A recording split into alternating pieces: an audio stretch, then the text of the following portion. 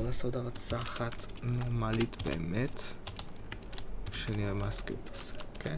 אז sudo script.sh. טוב, אז דבר ראשון, הסקריפט יבקש מאיתנו, הוא דבר ראשון, הוא יבדוק אם אנחנו root או לא. אחר כך הסקריפט יבקש מאיתנו את ה-path המלא של איפה שה-memory dump פייל שלנו נמצא. במקרה הזה, זה נמצא בתיקייה של הפרויקט שלי, שאני יכול להעתיק ולהדביק, ואז בסוף להוסיף את השם של הקובץ, memdump.mem. יופי. עכשיו זה רוצה את השם שאני רוצה לקרוא לתיקייה של האוטפוט, שיצא מהסקריפט, כל מה שהסקריפט ייתן לי בחזרה, יחזיר לי בעיקרון, יגיד, הנה מצאתי את זה ואת זה ואת זה ואת זה ואת זה, זה הכל ילך לתיקייה אחת. אז אני אקרא לה project dump,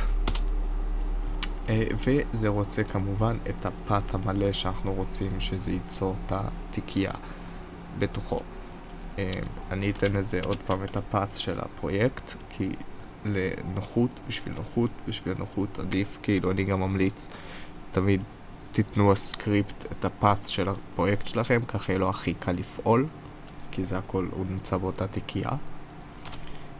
וכמו שאתם רואים, זה עצר לי את הדירקטורי, זה נותן לי את המיקום שלה, ועכשיו זה מתחיל להריץ את כל הכלים שהוא יצטרך להשתמש בהם.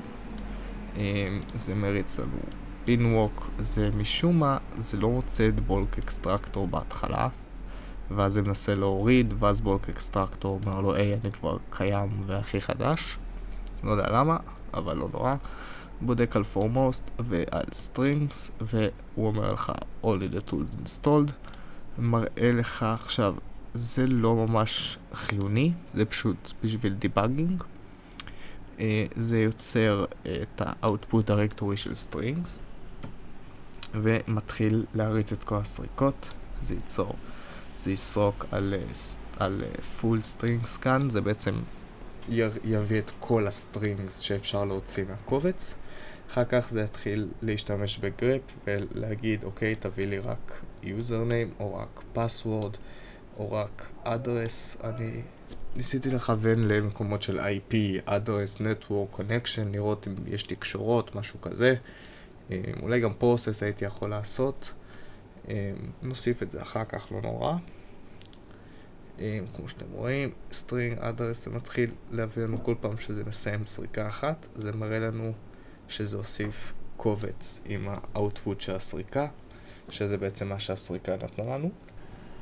כמו שאתם רואים, זה מוסיף לנו כל פעם, זה ה-string address, סקן של ה-username, string username, ואז סיים את ה-password, הוסיף של password. כל פעם זה מראה שזה מוסיף קובץ חדש לתיקייה. עכשיו זה יהיה network, ואז זה יסיים, לדעתי. אם אני לא טועה. כן, עכשיו, זה פונקציה שאני כתבתי בשביל הפיתוח שלי יותר קל. זה בעצם שואל אותי אם אני רוצה לעשות reset ל-testing environment, שזה בעצם התיקייה של הפרויקט שלי. ומה שזה יעשה, זה ימחק את הקובץ, את התיקייה של project dump, שאנחנו יצרנו פה. זה ימחק את התיקייה הזאת שנמצאת פה. אז זה התיקייה של הפרויקט שלנו יצר, כל האוטפוט של הפרויקט יהיה בתוך התיקייה הזאת. אז כל מה שהפרויקט עשה אוטפוט, זה ימחוק את זה, ואז זה יעשה עוד פעם unzip ל-memory file.zip. עכשיו אתם תראו את זה בפעולה. זה yes, ואז זה מוחק לי את project dump ו-re-unzipping memory dump file, ואז זה יראה לי שהכל סבבה ושהכל חזר למצב המקורי שלו, של התיקייה, כמו שאתם רואים, והכל פשוט מאוד. אוקיי, אז זהו חבר'ה, תודה רבה שצפיתם, ושיהיה לכם ערב טוב.